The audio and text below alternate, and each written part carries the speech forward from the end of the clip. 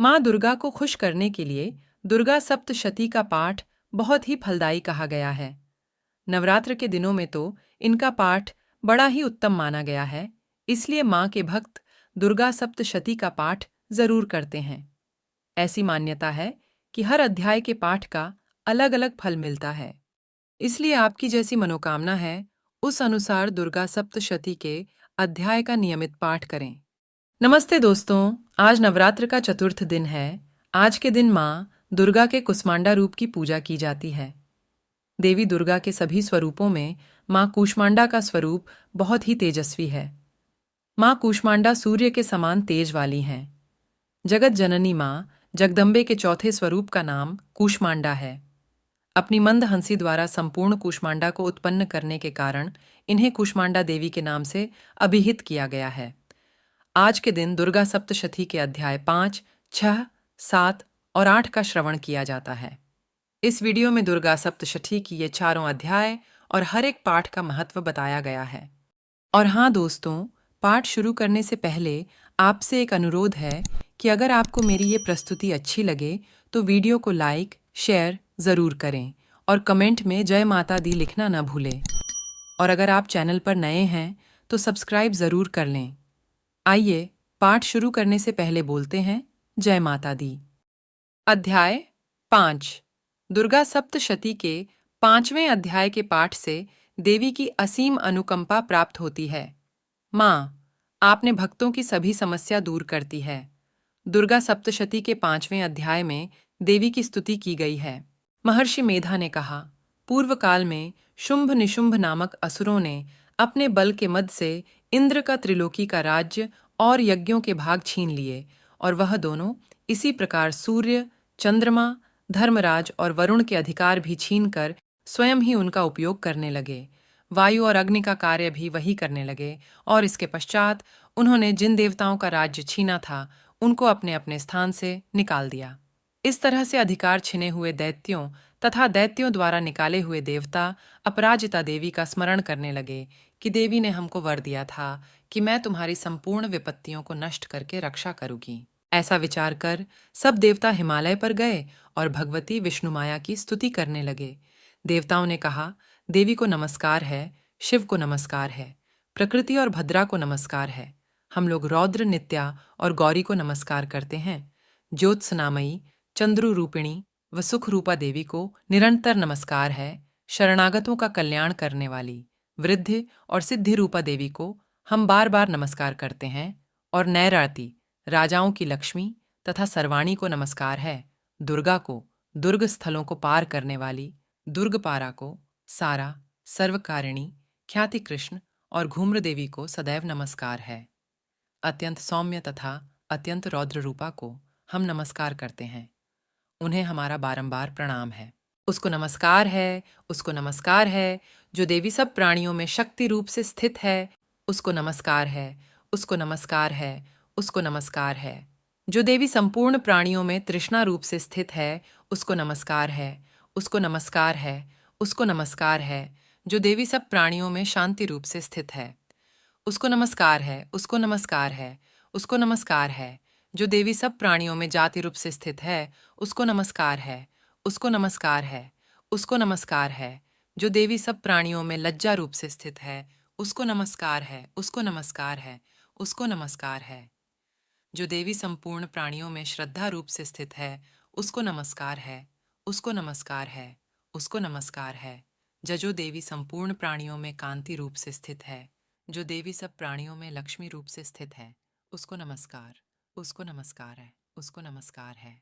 जो देवी संपूर्ण प्राणियों में वृत्ति रूप से स्थित है, उसको नमस्कार है, उसको नमस्कार है, उसको नमस्कार है। जो देवी सब प्राणियों में स्मृति रूप से विराजमान है, उसको नमस्कार है, उसको नमस्कार है, उसको नमस्कार है। जो देवी सब प्राणियों में दया रूप से स्थित है, वह उसको नमस्कार है, उसको नमस्कार है।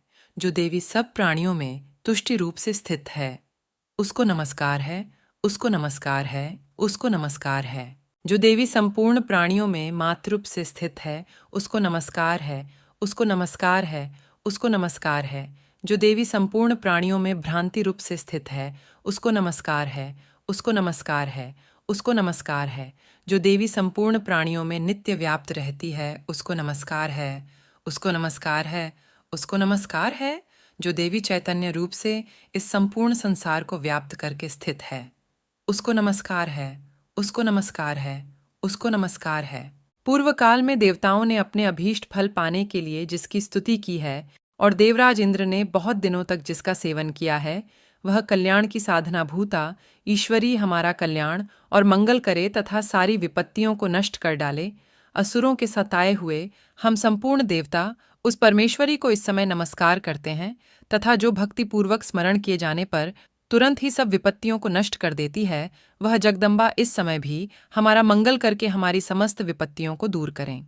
महर्षि मेधा ने कहा, हे राजन, इस प्रकार जब देवता स्तुति कर रहे थे तो उसी समय पार्वती देवी गंगा में स्नान करने के लिए आई।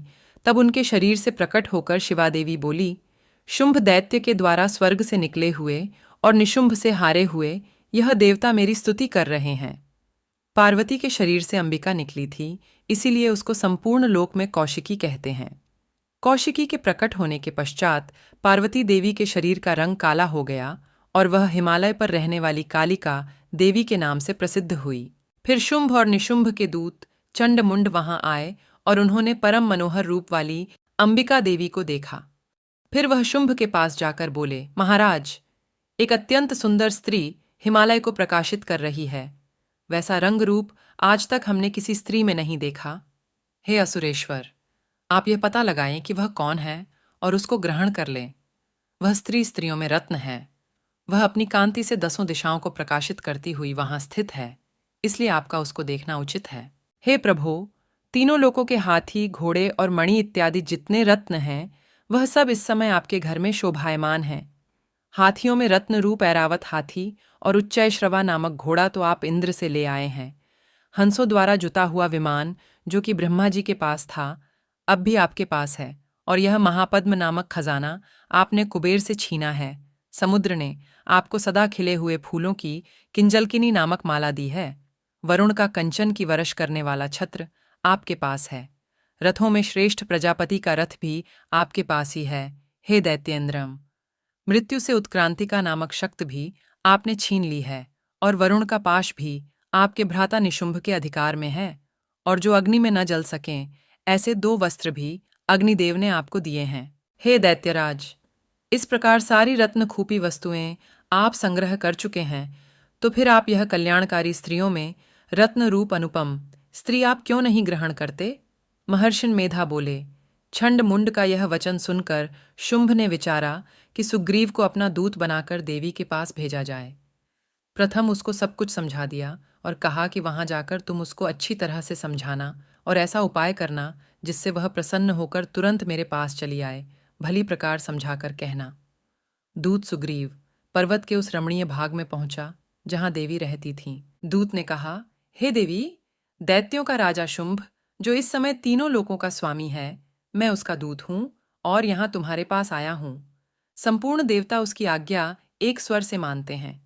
अब जो कुछ उसने कहला भेजा है वह सुनो। उसने कहा है, इस समय संपूर्ण त्रिलोकी मेरे वश में है और संपूर्ण यज्ञों के भाग को पृथक पृथक मैं ही लेता हूँ और तीनों लोकों में जितने श्रेष्ठ रत्न हैं वह सब मेरे पास हैं।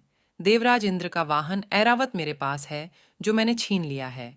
उच्चैश्रवा नामक घोड़ा जो क्षीरसागर मंथन करने से प्रकट हुआ था, उसे देवताओं ने मुझे समर्पित किया है। हे सुंदरी, इनके अतिरिक्त और भी जो रत्नभूषण पदार्थ देवताओं के पास थे, वह सब मेरे पास हैं। हे देवी, मैं तुम्हें संसार की स्त्रियों में रत्न मानता हूँ, क्योंकि रत्नों का उपभोग करने वाला मैं ही हूँ। हे चंचल कठाओं वाली सुंदरी, अब यह मैं तुझ पर छोड़ता हूँ कि तू मेरे या मेरे भाई महापराक्रमी निशुंभ की सेवा में आ जाए। यदि तू मुझे वरेगी तो तुझे अतुल महान ऐश्वर्य की प्राप्ति होगी। अतः तुम अपनी बुद्धि से यह विचार कर मेरे पास चली आओ। महर्षि मेधा ने कहा। दूत के ऐसा कहने पर संपूर्ण जगत का कल्याण करने वाली भगवती दुर्गा मन ही मन मुस्कुराई और इस प्रकार कहने लगी। देवी ने कहा, हे दूत, तू जो कुछ कह रहा है वह सत्य है और इसमें किंचित मात्र भी झूठ नहीं है। शुंभ इस समय तीनों लोकों का स्वामी है और निशुंभ भी उसी की तरह पराक्रमी है, किंतु इसके संबंध में मैं जो प्रतिज्ञा कर चुकी हूं उसे मैं कैसे झुठला सकती हूं? अतः तू, मैंने जो प्रतिज्ञा की है उसे सुन। जो मुझे युद्धस्थ में जीत लेगा और मेरे अभिमान को खंडित करेगा तथा बल में मेरे समान होगा, वही मेरा स्वामी होगा। इसलिए शुंभ अथवा निशुंभ यहाँ आवे और युद्ध में जीतकर मुझसे विवाह कर ले, इसमें भला देर की क्या आवश्यकता है। दूत ने कहा, हे देवी, तुम अभिमान में भरी हुई हो, मेरे सामने तुम ऐसी बात ना करो। इस त्रिलोकी में मुझे तो ऐसा कोई दिखाई नहीं देता जो कि शुंभ और निशुंभ के सामने ठहर सके। हे देवी, जब अन्य देवताओं में से कोई शुंभ व निशुंभ के समान युद्ध में ठहर नहीं सकता, तो तुम जैसी स्त्री उनके सामने रणभूमि में ठहर सकेगी। जिन शुंभ आदि असुरों के सामने इंद्र आदि देवता नहीं ठहर सके, तो फिर तुम अकेली स्त्री उनके सामने कैसे ठहर सकेगी। अतः तुम मेरा कहना मानकर उनके पास चली जाओ, नहीं तो जब वह तुम्हें केश पकड़कर घसीटते हुए ले जाएंगे तो तुम्हारा गौरव नष्ट हो जाएगा, इसलिए मेरी बात मान लो। देवी ने कहा, जो कुछ तुमने कहा ठीक है। शुंभ और निशुंभ बड़े बलवान हैं, लेकिन मैं क्या कर सकती हूँ, क्योंकि मैं बिना विचारे प्रतिज्ञा कर चुकी हूँ। इसलिए तुम जाओ और मैंने जो कुछ भी कहा है वह सब आदरपूर्वक असुरेंद्र से कह दो। इसके पश्चात जो वह उचित समझे करें। यहाँ सावर्णी मनु के काल में मार्कंडेय पुराण में देवी महात्म्य का देव्या दूत संवादो नामक 5वां अध्याय समाप्त होता है। अध्याय 6। छठे अध्याय के पाठ से भय, शंका, ऊपरी बाधा से मुक्ति मिलती है। दुर्गा सप्तशती के छठे अध्याय का नाम धूम्रलोचन वध है। महर्षि मेधा ने कहा, देवी की बात सुनकर दूत क्रोध में भरा हुआ वहां से असुरेंद्र के पास पहुंचा और सारा वृतांत उसे कह सुनाया। दूत की बात सुन असुरेंद्र के क्रोध का पारावर न रहा और उसने अपने सेनापति धूम्रलोचन से कहा, धूम्रलोचन, तुम अपनी सेना सहित शीघ्र वहां जाओ और उस दुष्टा के केशों को पकड़कर उसे घसीटते हुए यहाँ ले आओ। यदि उसकी रक्षा के लिए कोई दूसरा खड़ा हो, चाहे वह देवता, यक्ष अथवा गंधर्व ही क्यों न हो, उसको तुम अवश्य मार डालना।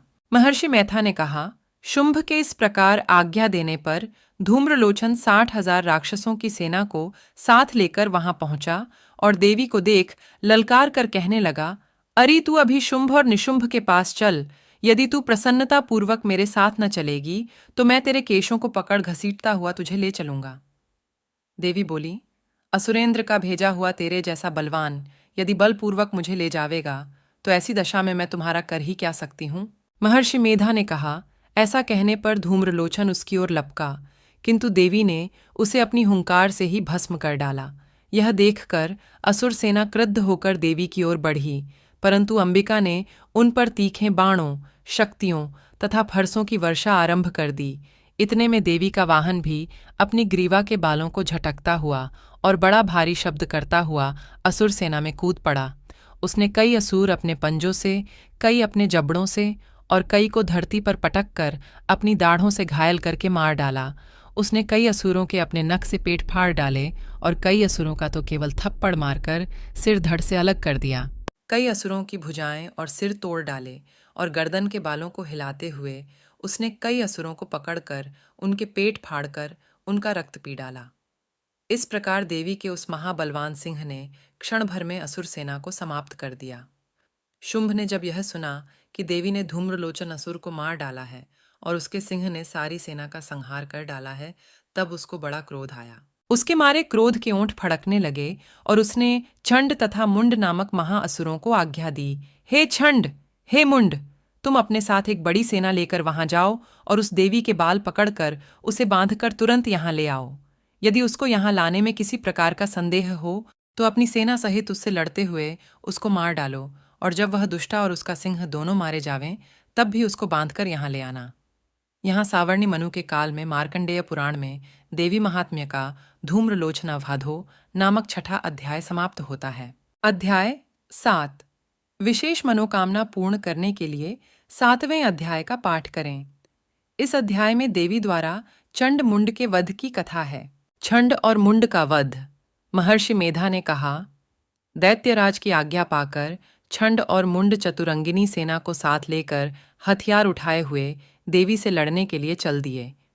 हिमालय पर्वत पर पहुंचकर उन्होंने मुस्कुराती हुई देवी जो सिंह पर बैठी हुई थी देखा।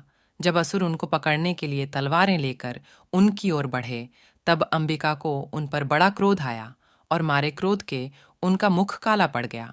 उनकी भ्रुकुटियां चढ़ गईं और उनके ललाट में से अत्यंत भयंकर तथा अत्यंत विस्तृत मुख वाली लाल आंखों वाली काली प्रकट हुई, जो कि अपने हाथों में तलवार और पाश लिए हुए थी।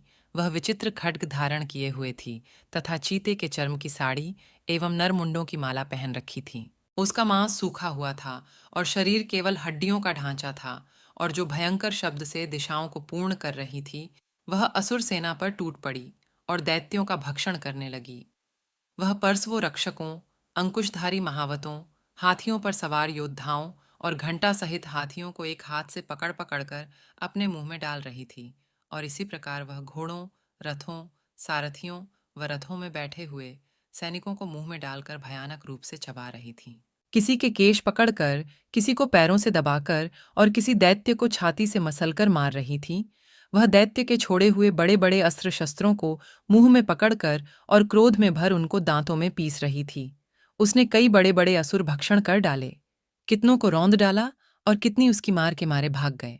कितनों को उसने तलवार से मार डाला, कितनों को अपने दांतों से समाप्त कर दिया, और इस प्रकार से देवी ने क्षण भर में संपूर्ण दैत्य सेना को नष्ट कर दिया। यह देख महापराक्रमी छंड काली देवी की ओर लपका और मुंड ने भी देवी पर अपने भयानक बाणों की वर्षा आरंभ कर दी और अपने हजारों चक्र उस पर छोड़े। उस समय वह चमकते हुए बाण व चक्र देवी के मुख में प्रविष्ट हुए इस प्रकार दिख रहे थे, जैसे मानो बहुत से सूर्य मेघों की घटा में प्रविष्ट हो रहे हों। इसके पश्चात भयंकर शब्द के साथ काली ने अत्यंत जोश में भरकर विकट अट्टहास किया। उसका भयंकर मुख देखा नहीं जाता था। उसके मुख से श्वेत दांतों की पंक्ति चमक रही थी। फिर उसने तलवार हाथ में लेकर हूं शब्द कहकर छंड के ऊपर आक्रमण किया और उसके केश पकड़कर उसका सिर काटकर अलग कर दिया। छंड को मरा हुआ देखकर मुंड देवी की ओर लपका, परंतु देवी ने क्रोध में भरे उसे भी अपनी तलवार से यमलोक पहुंचा दिया। छंड और मुंड को मरा हुआ देखकर उसकी बाकी बची हुई सेना वहां से भाग गई। इसके पश्चात काली छंड और मुंड के कटे हुए सिरों को लेकर छंडिका के पास गई और प्रचंड अट्टहास के साथ कहने लगी, हे देवी, छंड और मुंड दो महादैत्यों को मारकर तुम्हें भेंट कर दिया है। अब शुंभ और निशुंभ का तुमको स्वयं वध करना है। महर्षि मेधा ने कहा। वहां लाए हुए चंड और मुंड के सिरों को देखकर कल्याणकारी छंडी ने काली से मधुर वाणी में कहा, हे देवी, तुम छंकी छंड और मुंड को मेरे पास लेकर आई हो, अतः संसार में चामुंडा के नाम से तुम्हारी ख्याति होगी।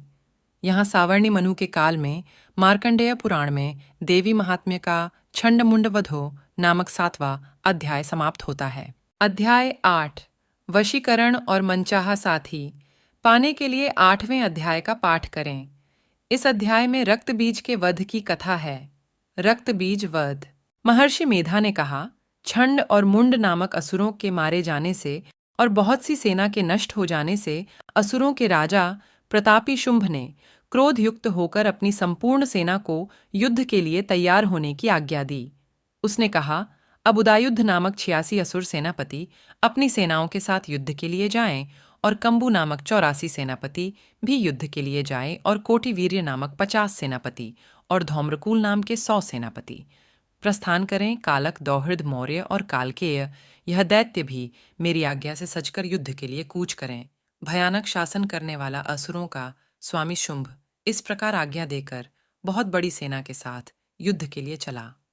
उसकी सेना को अपनी ओर आता देखकर चंडिका ने अपनी धनुष की टंकोर से पृथ्वी और आकाश के बीच का भाग गूंजा दिया। हे राजन, इसके पश्चात देवी के सिंह ने दहाड़ना आरंभ कर दिए और अंबिका के घंटे के शब्दों ने उस ध्वनि को और भी बढ़ा दिया। धनुष की टंकोर, शेर की दहाड़ और घंटे के शब्द से पृथ्वी और आकाश के बीच का भाग गूंज उठा, और इसके साथ ही देवी ने अपने मुख को और भी भयानक बना लिया। ऐसे भयंकर शब्द को सुनकर राक्षसी सेना ने देवी तथा सिंह को चारों ओर से घेर लिया। हे राजन, उस समय दैत्यों के नाश के लिए और देवताओं के हित के लिए ब्रह्मा, शिव, कार्तिकीय, विष्णु तथा इंद्र आदि देवों की शक्तियां, जो अत्यंत पराक्रम और बल से संपन्न थीं, उनके शरीर से निकलकर उसी रूप में चंडिका देवी के पास गई। जिस देवता का जैसा रूप था, जैसे आभूषण थे और जैसा वाहन था, वैसा ही रूप, आभूषण और वाहन लेकर उन देवताओं की शक्तियां दैत्यों से युद्ध करने के लिए आई। हंसयुक्त विमान में बैठकर और रुद्राक्ष की माला तथा कमंडलू धारण करके ब्रह्मा जी की शक्ति आई, वृषभ पर सवार होकर, हाथ में त्रिशूल लेकर, महानाग का कंकण पहनकर और चंद्र रेखा से भूषित होकर भगवान शंकर की शक्ति माहेश्वरी आई और मोर पर आरूढ़ होकर हाथ में शक्ति लिए दैत्यों से युद्ध करने के लिए कार्तिकेय जी की शक्ति उन्हीं का रूप धारण करके आई। भगवान विष्णु की शक्ति गरुड़ पर सवार होकर शंख, चक्र, श्रांग, गदा, धनुष तथा खड्ग हाथ में लिए हुए आई। श्रीहरि की शक्ति वाराही वाराह का शरीर धारण करके आई और नृसिंह के समान शरीर धारण करके उनकी शक्ति नारसिंही भी आई। उसकी गर्दन के झटकों से आकाश के तारे टूट पड़ते थे और इसी प्रकार देवराज इंद्र की शक्ति ऐन्द्री भी ऐरावत के ऊपर सवार होकर आई। पश्चात इन देव शक्तियों से घिरे हुए भगवान शंकर ने चंडिका से कहा, मेरी प्रसन्नता के लिए तुम शीघ्र ही इन असुरों को मारो। इसके पश्चात देवी के शरीर में से अत्यंत उग्र रूप वाली और सैकड़ों गीदड़ियों के समान आवाज करने वाली चंडिका शक्ति प्रकट हुई। उस अपराजिता देवी ने धूमिल जटा वाले भगवान श्री शंकर जी से कहा, हे प्रभु, आप मेरी ओर से दूत बनकर शुंभ और निशुंभ के पास जाइए और उन अत्यंत गर्वीले दैत्यों से कहिए तथा उनके अतिरिक्त और भी जो दैत्य वहां युद्ध के लिए उपस्थित हों उनसे भी कहिए, जो तुम्हें अपने जीवित रहने की इच्छा हो तो त्रिलोकी का राज्य इंद्र को दे दो। देवताओं को उनका यज्ञ भाग मिलना आरंभ हो जाए और तुम पाताल को लौट जाओ। किंतु यदि बल के गर्व से तुम्हारी लड़ने की इच्छा हो तो फिर आ जाओ। तुम्हारे मौत से मेरी योगिनियां तृप्त होंगी। चूंकि उस देवी ने भगवान शंकर को दूत के कार्य में नियुक्त किया था, इसलिए वह संसार में शिवदूती के नाम से विख्यात हुई। भगवान शंकर से देवी का संदेश पाकर उन दैत्यों के क्रोध का कोई आर पार न रहा और वह जिस स्थान पर देवी विराजमान थी वहां पहुंचे और जाने के साथ ही उस पर बाणों और शक्तियों की वर्षा करने लगे। देवी ने उनके फेंके हुए बाणों, शक्तियों, त्रिशूल और फरसों को अपने वाणों से काट डाला और काली देवी उस देवी के साथ आगे खड़ी होकर शत्रुओं को त्रिशूल से विदीर्ण करने लगी और खटवांग से कुचलने लगी। ब्राह्मणी जिस तरफ दौड़ती थी उसी तरफ अपने कमंडलू का जल छिड़क कर दैत्यों के वीर्य व बल को नष्ट कर देती थी और इसी प्रकार माहेश्वरी त्रिशूल से, वैष्णवी चक्र से और अत्यंत कोप वाली कौमारी शक्ति द्वारा असुरों को मार रही थी और ऐन्द्री के बाजू के प्रहार से सैकड़ों दैत्य रक्त की नदियां बहाते हुए पृथ्वी पर सो गए। वाराही ने कितने ही राक्षसों को अपनी थूथन द्वारा मृत्यु के घाट उतार दिया। दाढ़ों के अग्रभाग से कितने ही राक्षसों की छाती को चीर डाला और चक्र की चोट से कितनों ही को विदीर्ण करके धरती पर डाल दिया। बड़े 2 राक्षसों को नारसिंही अपने नखों से विदीर्ण करके भक्षण कर रही थी और सिंहनाद से चारों दिशाओं को गुंजाती हुई रणभूमि में विचर रही थी। शिवटूती के प्रचंड अट्टहास से कितने ही दैत्य भयभीत होकर पृथ्वी पर गिर पड़े और उनके गिरते ही वह उनको भक्षण कर गई। इस तरह क्रोध में भरे हुए मात्र गणों द्वारा नाना प्रकार के उपायों से बड़े बड़े असुरों को मरते हुए देखकर राक्षसी सेना भाग खड़ी हुई और उनको इस प्रकार भागता देखकर रत्तबीज नामक महापराक्रमी राक्षस क्रोध में भरकर युद्ध के लिए आगे बढ़ा। उसके शरीर से रक्त की बूंदें पृथ्वी पर जैसे ही गिरती थी, तुरंत वैसे ही शरीर वाला तथा वैसा ही बलवान दैत्य पृथ्वी से उत्पन्न हो जाता था। रक्तबीज गदा हाथ में लेकर ऐन्द्री के साथ युद्ध करने लगा। जब ऐन्द्री शक्ति ने अपने वज्र से उसको मारा तो घायल होने के कारण उसके शरीर से बेहद सा रक्त बहने लगा और उसकी प्रत्येक बूंद से उसके समान ही बलवान तथा महापराक्रमी अनेकों दैत्य भयंकर रूप से प्रकट हो गए। वह सभी के सब दैत्य बीज के समान ही बलवान तेज वाले थे। वह भी भयंकर अस्त्र शस्त्र लेकर देवियों के साथ लड़ने लगे। जब ऐन्द्री के वज्र प्रहार से उसके मस्तक पर चोट लगी और रक्त बहने लगा तो उसमें से हजारों ही पुरुष उत्पन्न हो गए। वैष्णवी ने चक्र से और ऐन्द्री ने गदा से रक्तबीज को चोट पहुंचाई और वैष्णवी के चक्र से घायल होने पर उसके शरीर से जो रक्त बहा उससे हजारों महाअसुर उत्पन्न हुए, जिनके द्वारा यह जगत व्याप्त हो गया। कुमारी ने शक्ति से, वाराही ने खड्ग से और माहेश्वरी ने त्रिशूल से उसको घायल किया। इस प्रकार क्रोध में भरकर उस महादैत्य ने सब मातृशक्तियों पर पृथक पृथक गदा से प्रहार किया और माताओं ने शक्ति तथा शूल इत्यादि से उसको बार बार घायल किया। उससे सैकड़ों महादैत्य उत्पन्न हुए और इस प्रकार उस रक्रबीज के रुधिर से उत्पन्न हुए असुरों से संपूर्ण जगत व्याप्त हो गया, जिससे देवताओं को भय हुआ।